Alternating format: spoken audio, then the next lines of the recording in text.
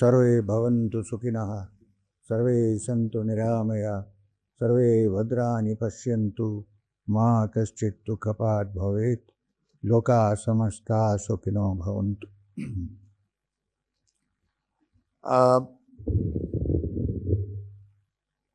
मंच में मेरे साथ बैठे हुए अभिजीत पवार जी को नमस्कार। मेरे सामने बैठे हुए स्टेज में हमारे दोस्त सब लोग जो बैठे हैं उनको भी मेरा नमस्कार। अब एक समस्या थोड़ा कुछ है, कह रहे हैं कि मराठी तो नहीं आती है मुझे, समझ जाता हूँ, बोल नहीं सकता हूँ, कहते कि हिंदी में बोलना पड़ेगा। मैं थोड़ा सा हिंदी अंग्रेजी मिला करके आपको प्रेजेंट करूँगा, ठीक है? नहीं, पूरी हिंदी में तो प्रॉब्लम यह है कि ये व्यक्ति जो आपके सामने बैठा है तो पैदा हुआ केरल में, और बाबा जी के साथ बहुत सारा नॉर्थ इंडिया में घूमा। हिंदी में ही बातचीत होती थी महेश्वरनाथ बाबा जी के साथ। फिर भी कभी कभी लगता है कि ऐसे विषय में तो बहुत गहरा विषय है, इस बार ऊर्जा के बारे में, एनर्जी के बारे में है, तो लगता है कभी कुछ गलती हो जाएगी तो आप माफ़ कर लेना। और जहाँ मुझे थोड़ा कुछ डाउट आएगा मैं अंग्रेजी या मलयालम तो आपको नहीं आएगा, तमिल भी नहीं आएगा, तेलुगु भी नहीं आएगा। चल, तो आज का विषय जो है ऊर्जा, पहले का ट्रेडिशन से आज के सेरेमोनियल आज जो हो रहा है इसका और ऊर्जा एनर्जी का क्या कनेक्शन है, ये आज का सब्जेक्ट। अब जो स्त्रीजन यहाँ बैठे हुए हैं उनको ये सुनकर बड़ी खुशी होगी कि हमारे भारत में पूर्व दिनों से लेकर, वेदों के दिनों से लेकर एनर्जी या ऊर्जा को फेमिनाइन समझा है। ये सौंदर्य लहरी में जो आदि शंकराचार्य ने इतना कुछ वेदांत के बारे में लिखने के बाद लिखा, उसमें पहले ही शुरू होता है शिव शक्त्या युक्तो यदि, मतलब शिव जी को कुछ काम करना है तो शक्ति की जरूरत पड़ती है। आज भी ये चलता आ रहा है, मगर पहले बार ऊर्जा का मेंशन जो किया गया है वो वेदों में, और वहाँ भी फेमिनाइन जेंडर में शक्ति को प्रेज किया गया है, और वो है, आप कभी पढ़े होंगे, सुने होंगे। मैं इसलिए बोल रहा हूँ कि कोई लोग समझते हैं कि वेद में और उपनिषद में फेमिनाइन एनर्जी का कोई विस्तार नहीं हुआ है, कोई बोला नहीं है इसके बारे में। नहीं, ऐसा नहीं है। ऋग्वेद में आपको पहले सबसे पुराना वेद ऋग्वेद है, उसमें मिलेगा आपको श्री सूक्तम। श्री सूक्तम में यह कहा जा रहा है कि श्री यानी शक्ति परब्रह्म का ही रूप है, सर्वव्यापी है। जो परब्रह्म के बारे में जो भी गुण गाए हुए हैं वो श्री सूक्त में देवी के बारे में गाए हुए हैं।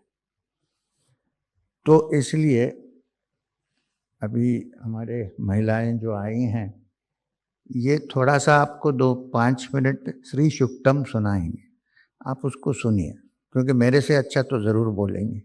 आई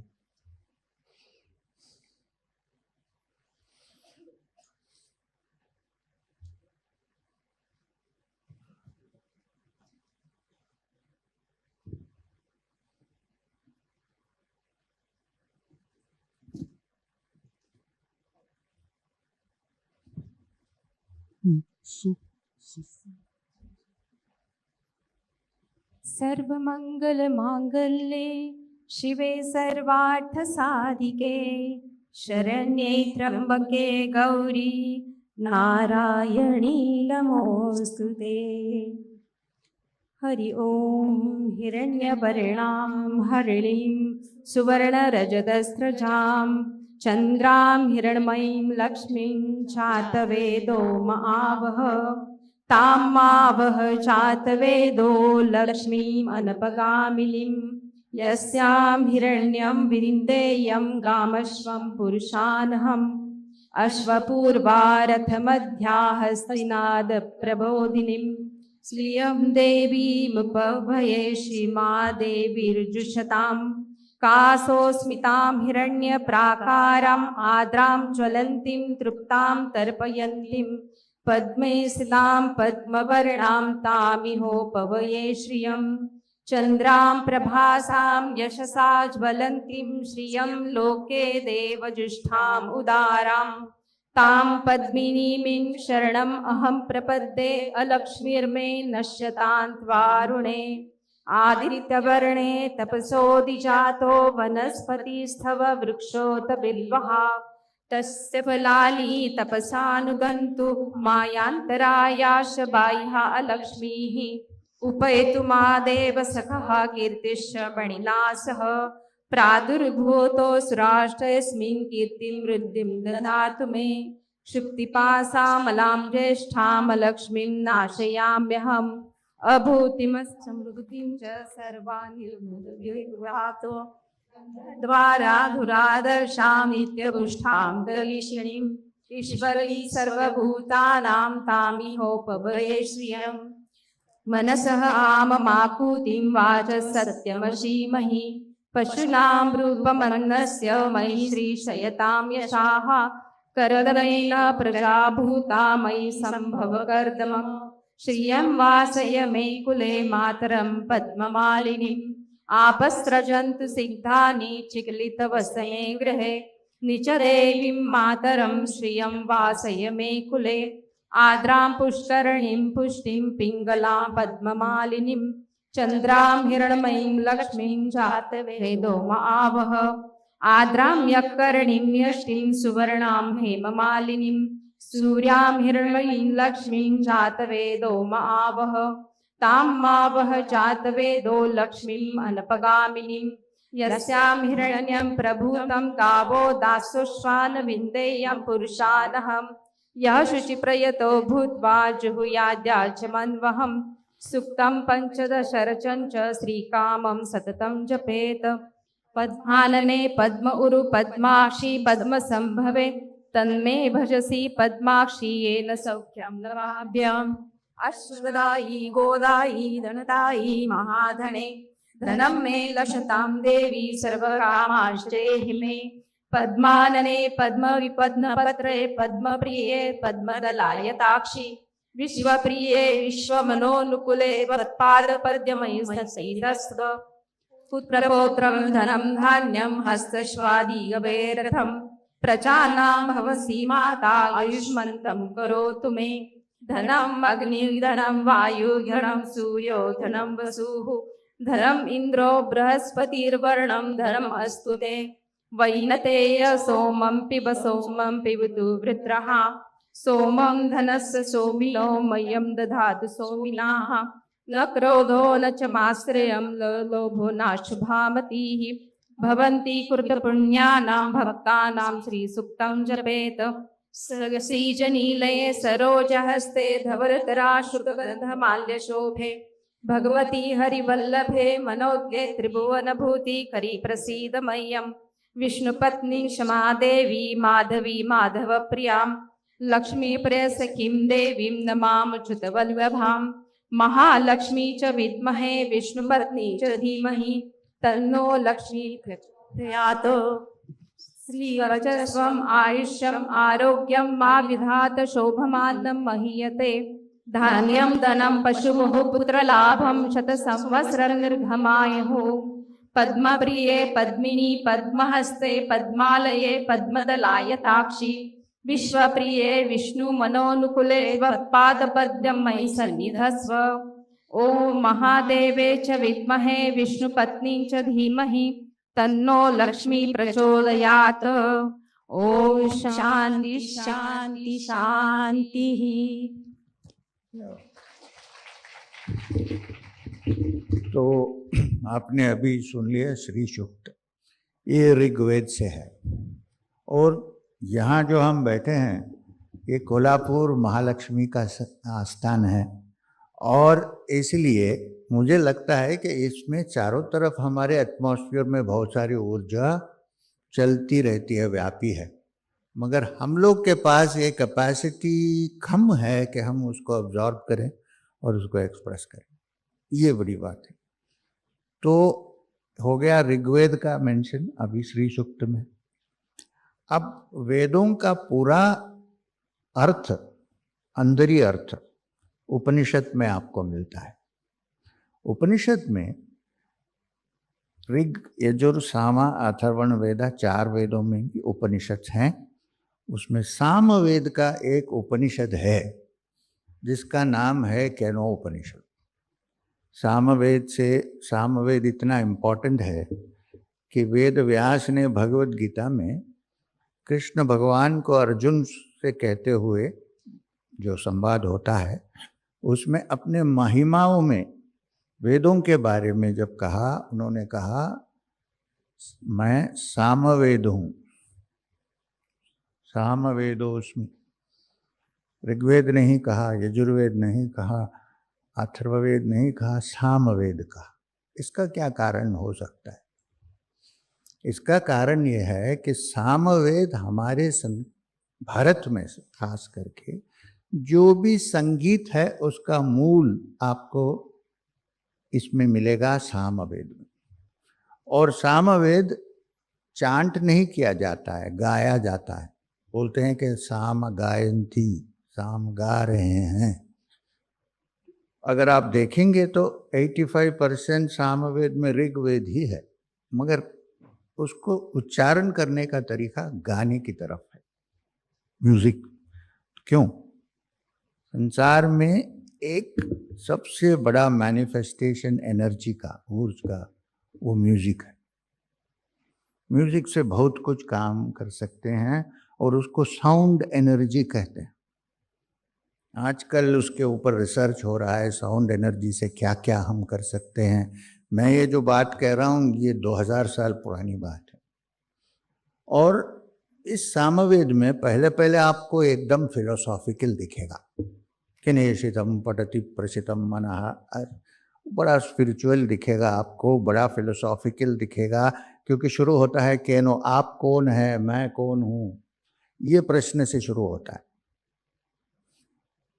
मैं जो इंडिविजुअल आपको दिख रहा हूँ ये हूँ या और कुछ बहुत बड़ा गहरा चीज़ हूँ, ये पूछ के इसको ये प्रश्न से शुरू होता है। मगर जाते जाते आखिर में एक छोटी सी कथा सामवेद में आपको मिलेगी, और उस कथा में ऊर्जा, एनर्जी के बारे में, यूनिवर्सल एनर्जी के बारे में वो छोटी सी कथा के साथ प्रेजेंट किया गया है।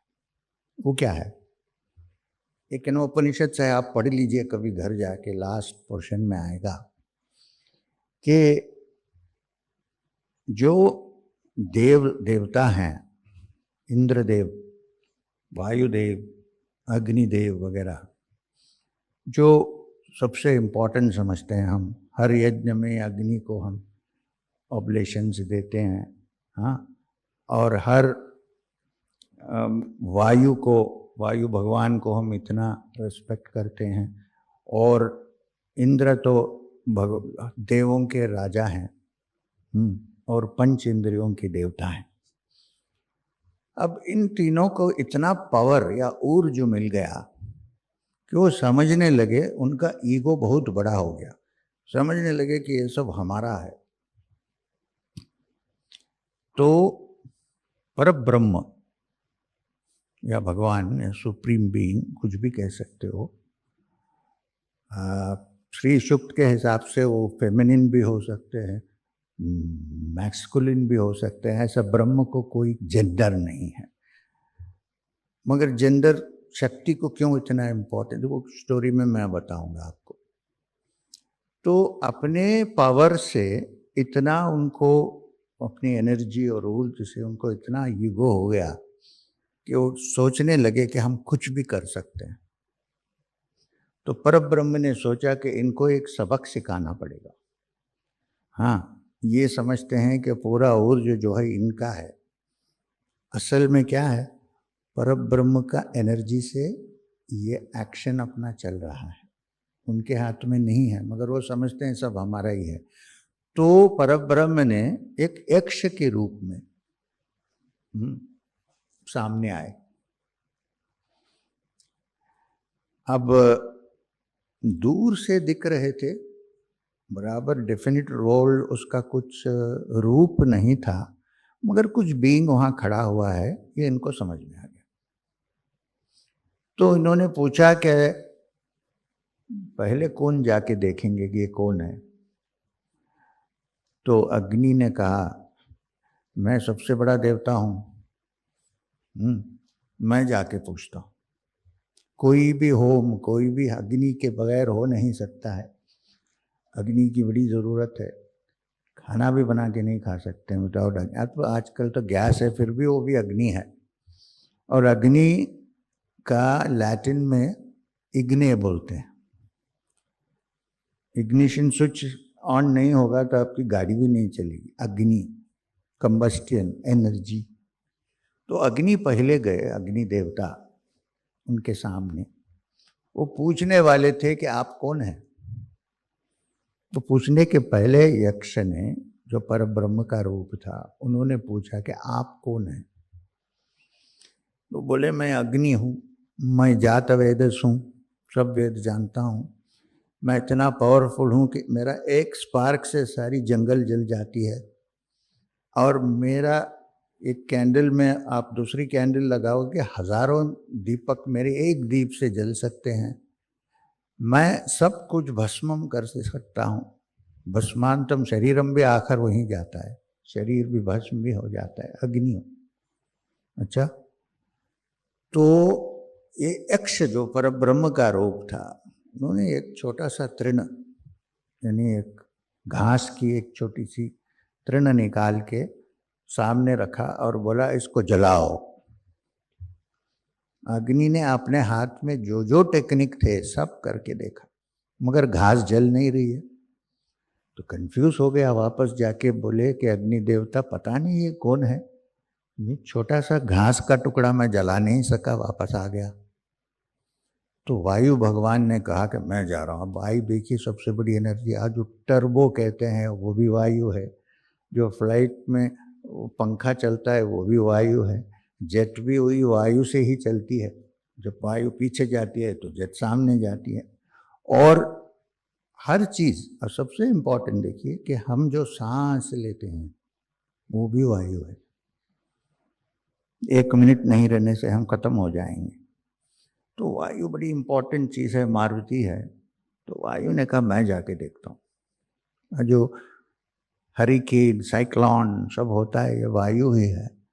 तो वायु जाके यक्ष के सामने खड़े हो गए। तो यक्ष ने पूछा, तुम कौन हो? बोला, मैं वायु हूँ, मैं सब कुछ को उड़ा सकता हूँ हवा में, सबसे पावरफुल देवता हूँ। तो उन्होंने ऐसा ही जो तृण घास का निकाल के अग्नि को दिया, उसी को वापस रख के बोला, इसको थोड़ा हिलाओ अपनी हवा से, अपनी ऊर्जा से इसको थोड़ा हिलाओ। वो अपने हाथ में जो जो ट्रिक्स थे पूरा ट्राई किया, मगर नहीं हो सकता, उड़ नहीं सका, उड़ा नहीं सका। तो वो वापस आ गए और बोले, ये समझ में नहीं आ रहा ये कौन है भाई, हम तो साइक्लोन है, हरिकेन है, मगर ये छोटा सा तृण हम हिला नहीं सकते। तो इंद्र जो हैं वो देवों के राजा हैं। तो इंद्र ने कहा कि मैं जाऊंगा। पंचेंद्रियों जिस कहते हैं ना, 5 इंद्रिय, हर आदमी को 5 इंद्रिय हैं। वो इंद्रियों के राजा कौन है? इंद्र है। तो उन्होंने कहा, मैं जाके देखता हूँ। तो वो गए। जब वो जाके देखे तो उनको यक्ष ही दिखाई नहीं दिया, देख नहीं सके। क्यों? वो जो एनर्जी का सोर्स जिसको हम परब्रह्म बोलते हैं या देवी बोलते हैं, वो एनर्जी इंद्रियों से कभी हमारे हाथ में नहीं पड़ सकती है। इंद्रियों के अभाव है। इंद्रियों से हमको ना वो दिखेगा, ना आप उसको स्पर्श कर सकोगे। इसलिए जब इंद्र भगवान वहाँ गए तो यक्ष ही नहीं दिखे, तो वापस आके बोले समझ में नहीं आ रहा है ये क्या है। तब क्या हुआ? उपनिषद में कहा जाता है, तो एक बड़ी सुंदर सी एक स्त्री वहां प्रकट हुई, जिसका नाम था पार्वती, जो हिमालय की बेटी, हिमवान की बेटी। उसमें जो डिस्क्रिप्शन दिया गया है, बहुशोभमानाम, बड़ी ब्यूटीफुल। तो ये लोग सब तीनों जो देवता हैं पार्वती को देख के हाथ जोड़ के खड़ गए ऐसे देखते हुए, इतनी ब्यूटीफुल थी। शक्ति, एनर्जी, ऊर्जा, जो शिव जी की पार्टनर है। तो उन्होंने कहा, पार्वती ने इनको कहा कि भाई तुम इतने पागल हो, वो जो भगवान तुम देखे, तुम्हारे पास जो ऊर्जा, जो एनर्जी है वो उनकी है, तुम्हारी नहीं है। तुम पहले इसको समझो। जब तुम इसको समझ जाओगे तब तुमको समझ में आएगा वो कौन है जो सामने आए थे तुम्हारे। तो इसका मतलब है कि एनर्जी वहाँ से, इसलिए शाक्त लोग जो शाक्त परिवार में हैं, जो देवी को इम्पोर्टेंट समझते हैं सबसे, वो कहते हैं कि जैसा पार्वती ने वहाँ प्रत्यक्ष होकर इन लोगों को सबक सिखाया, इसलिए शक्ति ध्यान से और शक्ति आराधना से ही हम ब्रह्म के पास जा सकते हैं। और ब्रह्म क्या है? अल्टीमेट एनर्जी है। अब उस एनर्जी के बारे में उपनिषद में कहा है, पूर्णम अरः पूर्णम इदम पूर्णात् पूर्णमदुच्यते पूर्णस्य पूर्णमादाय पूर्णमेवावशिष्यते। वो कभी भी पूर्ण है, उसमें से हम कुछ नहीं सब्ट्रैक्ट कर सकते हैं, ना कुछ ऐड कर सकते उसके ऊपर। अब इतना सब फिलॉसफी, आप कहेंगे कि ये सब फिलॉसफी है, हमारा इसमें पर्सनली क्या मतलब है? हम ये ऊर्जा को कैसा अपना करेंगे, कैसे करेंगे? मैं दूसरी एक उपनिषद के बारे में थोड़ा सा कह के फिर आगे बढ़ूँ। वो है ईशावास्य उपनिषद। ईशावास्य उपनिषद पे पहले 2 श्लोक है, ईशावास्यमिदं सर्वं यत्किंच जगत्याम जगत। मतलब वो सुप्रीम रियलिटी ईशा जिसको कहते हैं, कोई मॉडर्न फाउंडेशन के नाम से कोई मिलना जुला नहीं है, भगवान शिव जी को ईशा कहते हैं। तो ईशावास्यमिदं सर्वम, इस सारे संसार में फैला हुआ जो ईश्वर है, यत्किंच जगत्याम जगत, इस सारा जगत जो है, जगत को इसलिए जगत कहते हैं क्योंकि वो जगत्याम है। जगत्याम का मतलब क्या है? मूविंग, एक जगह में नहीं रहता है, सारा जगत, हर चीज मूवमेंट में चलती है। आपको लगेगा कि यहाँ कोई मूवमेंट नहीं हो रहा है, माइक्रोस्कोप से देखिए, इसके अंदर भी मूवमेंट होता रहता है। और आपको पता है कि सॉलिड मैटर जो कहते हैं वो तो खाली क्वार्क से बना हुआ है, इलेक्ट्रॉन्स घूमते रहते हैं। हमें लगता है कि मूवमेंट नहीं है, मगर हर चीज में मूवमेंट है। तो इसीलिए इसको जगत कहते हैं। मतलब जगत का मतलब एनर्जी का अलग सा स्टेज है। मूवमेंट से एनर्जी बदलती रहती है, तो अलग अलग डेफिनेशन से वो प्रकट होती है। ये अल्टीमेट एनर्जी है, और वो ना कम होता है ना ज़्यादा होता है, कभी भी वो एक ही तरह का एनर्जी है। हम बच्चे हैं, फिर बड़े होते हैं, बूढ़े होते हैं, मर जाते हैं, मगर एनर्जी हमारे अंदर जो है वो कभी कहीं नहीं जाती है। वो पूर्णम है, पूर्ण है, पूर्णमदः पूर्णमिदं, उसका कोई फर्क नहीं पड़ता है। इसका क्लोजेस्ट स्टेटमेंट आइंस्टाइन का है, जिन्होंने कहा कि energy can neither be created nor destroyed, और एनर्जी जो है कांस्टेंट रहती है, it only changes form from one two another. ये एनर्जी को ऊर्जा, ओरिजिनली हम ऊर्जा कहते हैं। और पुराने दिनों से हम ये देखते आए हैं कि इस एनर्जी को फेमिनाइन जेंडर में वर्शिप करना भारत में बहुत बड़ा ट्रेडिशन है। अब तो आप महालक्ष्मी के स्थान में बैठे हुए हैं। एक इम्पॉर्टेंट व्यक्ति के बारे में मैं कहूँगा। श्री रामकृष्ण परमहंस, जो बंगाल में थे, कलकत्ता में, दक्षिणेश्वर में, उन्होंने दक्षिण काली को आराधना करते करते आखिर हाईएस्ट लेवल स्पिरिचुअल अटेनमेंट उनको मिल गया। सारी एनर्जी उनके हाथ में मिल गई।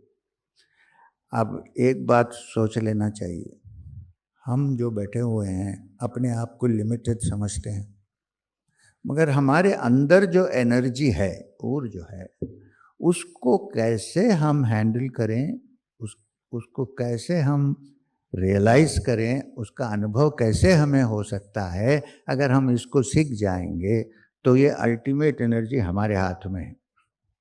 मगर उसमें एक प्रॉब्लम है, प्रकृति ने ऐसा बनाया है कि जो आदमी टोटली अनसेल्फिश नहीं होता है उसको मिलती भी नहीं। समझो कि किसी के हाथ में एटॉमिक पावर है और वो सबको मारने लगा तो एक बटन दबाने से सब जल जाएगा। ऐसे आदमी के हाथ में ये एनर्जी नहीं मिलेगी। रशिया में भी है न्यूक्लियर एनर्जी, पुतिन तो स्विच हमारे हाथ में देने वाला नहीं है। हाँ, तो ये एनर्जी हमारे अंदर, सबके अंदर है, और तंत्र के अनुसार ये फेमिनाइन एनर्जी है। इसको महालक्ष्मी कहते हैं, राजराजेश्वरी कहते हैं, सुप्रीम एनर्जी कहते हैं, श्री विद्या देवता कहते हैं। ये है एनर्जी का एसेंस। फिजिकल एनर्जी और हमारे अंदर जो एनर्जी है, दोनों एक ही सोर्स से निकलती है। अगर ये एनर्जी को हम जान जाएं तो वो एनर्जी को हम कंट्रोल कर सकते हैं। अब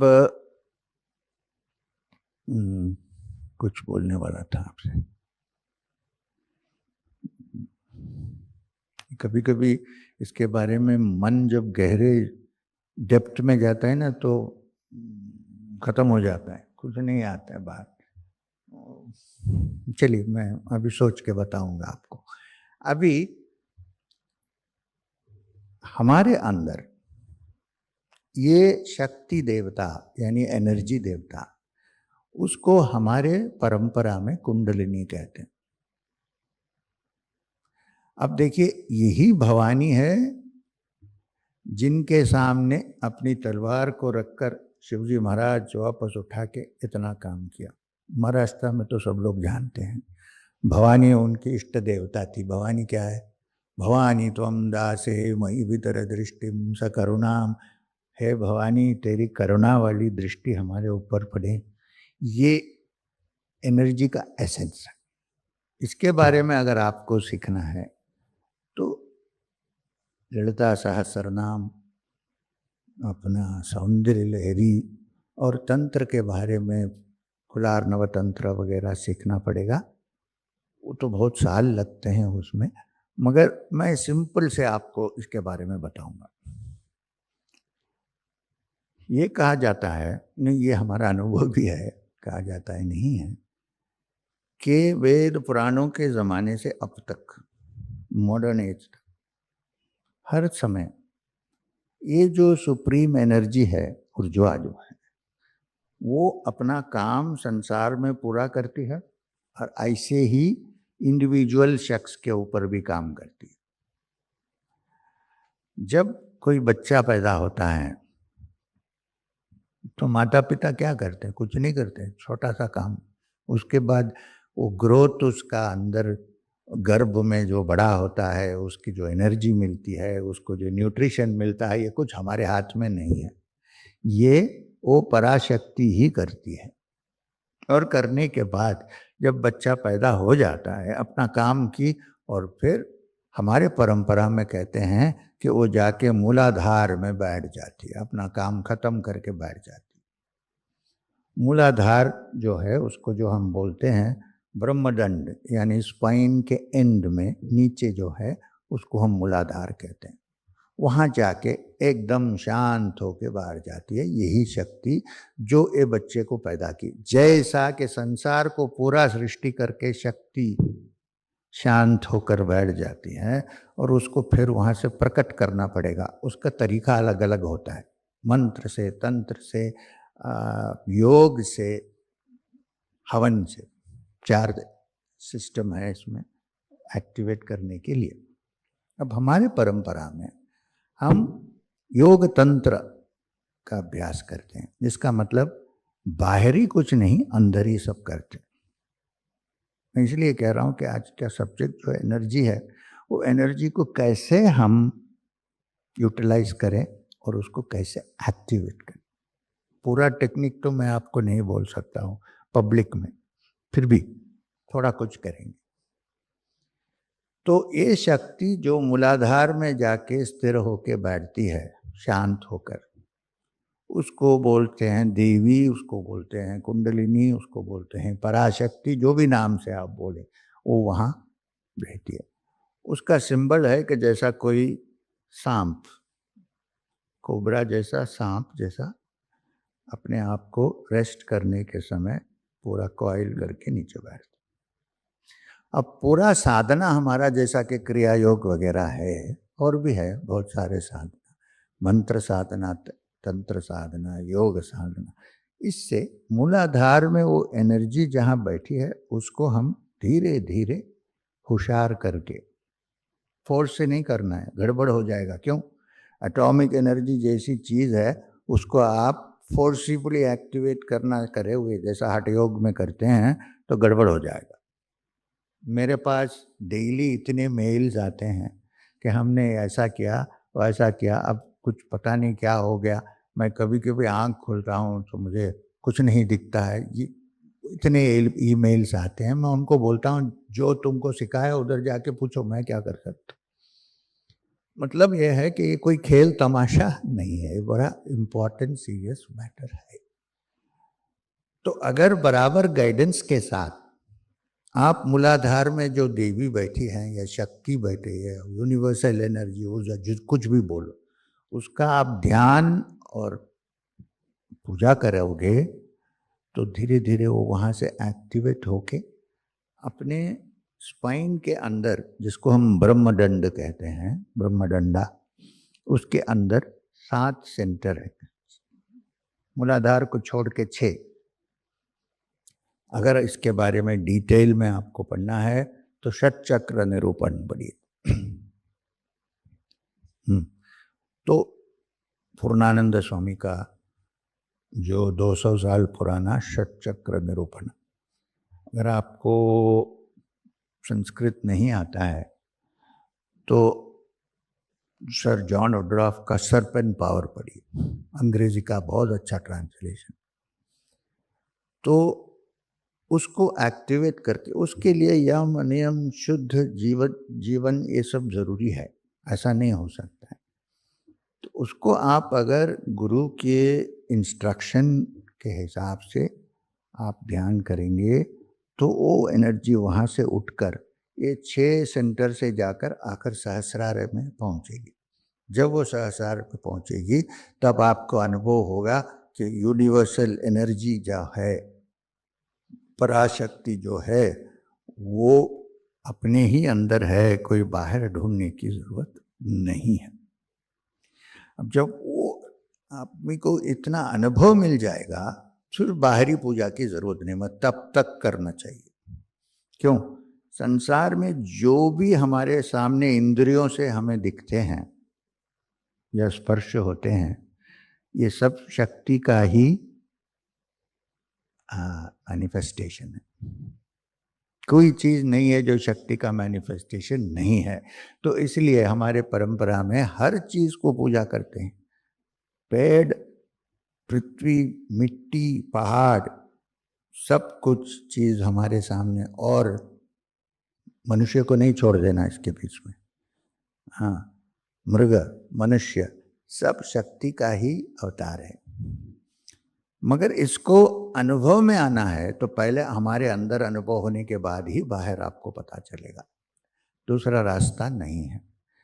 तो मेरा कहना है कि साधना की ज़रूरत है।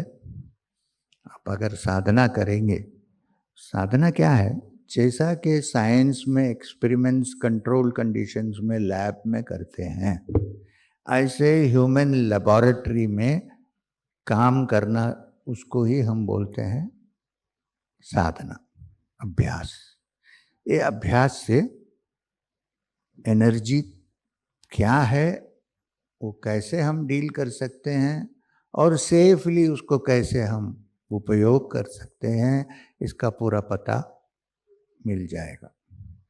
मगर पहले मैंने जैसा कहा, एक दो रीडिंग मटेरियल पढ़ लीजिए और फिर उसके बाद आगे बढ़ने के लिए एक अच्छा गुरु ढूंढिए। कलयुग में बहुत मुश्किल है, ढूंढिए। और फिर उसके प्रकार आप अगर साधना करेंगे तो ऊर्जा के बारे में, आपको एनर्जी के बारे में अच्छा पता चलेगा। अब पर्सनली मैं बोल रहा हूँ, सब लोग मुझे पूछते हैं कि आपको 75 इयर्स की उम्र हो गई है, आप इधर उधर कहाँ भागते चलते रहते हैं, आपको एनर्जी कहाँ से आता है? सुबह में भी किसी ने पूछा मुझे, और ये भी कहा कि आपके 7 साल पहले का पिक्चर देख रहे हैं तो अभी देख रहे लगता है कि आप थोड़े यंग हो गए हैं, बाल तो सफ़ेद हैं बाकी। अब अभिजीत जी ने पूछा मुझे सुबह में, आप 7 साल के पहले का पिक्चर देख रहा था, आपका पिक्चर क्यों? जब काम की ज़रूरत है, थोड़ा सा एनर्जी भगवती अपने कृपा से मुझे देती है। और इसलिए कि श्री सुक्त आप पढ़ेंगे तो 10 बार उसमें श्रीयम श्रीयम श्रीयम करके लिखा गया है।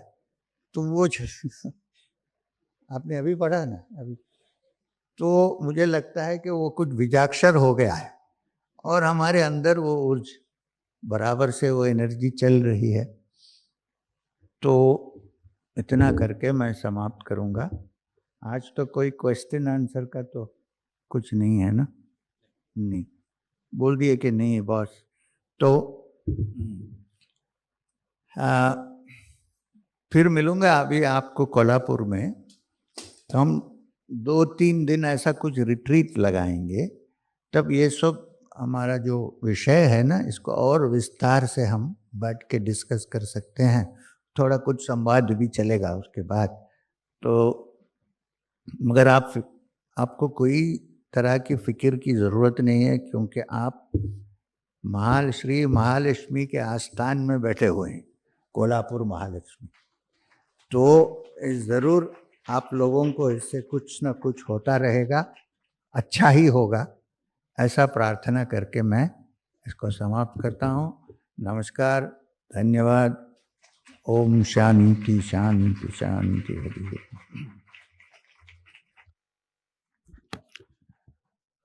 खरं तर श्रीयम गुरु यांचं हे आजचं मार्गदर्शन थांबूच नये असं उघोद्या आव्हानीतलं होतं. मात्र आज आपण वेळात वेळ काढून श्रीयम गुरु इथे आलात आणि कोल्हापूरकरांसाठी हे मार्गदर्शन केलं, त्याबद्दल सकाळ परिवाराच्या वतीनं मी आपले मनपूर्वक आभार मानतो. अभिजित सर, आपलेही धन्यवाद, वेळात वेळ काढून आपण इथे आलात. आपल्या सर्व कोल्हापूरकरांचे मनापासून आभार, कारण हे जे प्रेम आपण दाखवलंय हे असंच राहू देत, लोभ असाच राहावा ही विनंती करतो. त्याचबरोबर आज ज्यांनी श्रीसुक्त पठण केलं त्या स्वरस्तोत्र साधनाच्या सर्व महिला भगिनींचे आभार. यानंतर हा कार्यक्रम संपला असं जाहीर करतो. धन्यवाद. कुणीही स्टेजवर येऊन फोटो काढण्यासाठी गर्दी करू नये. धन्यवाद.